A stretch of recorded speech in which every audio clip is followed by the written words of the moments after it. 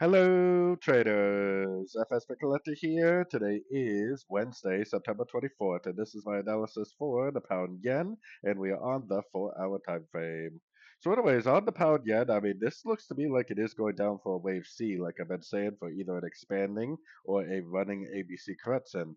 The problem is that the weekly time frame uptrend doesn't really look over, and that always tells me that there is definitely a chance that it just keeps on going up, and that this is, possibly like a running ABC right here, and it just keeps on trending up.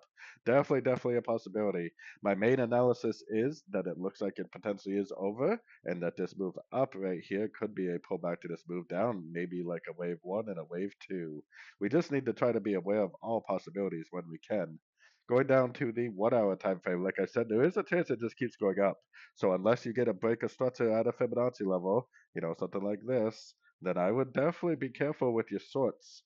We are sitting at the 38% now. If it goes down and breaks structure, then that's going to tell me the correction is over.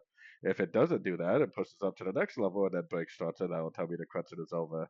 If it never does that, just goes up and bounces, doesn't break any structure, and just keeps on trending, then there would never be a reason to go short in my eyes, and instead you would just enjoy the momentum and continue to look for logs every single chance you get. So anyways, don't forget to check out my website linked over here in the corner. And as always, thank you for watching and happy trading.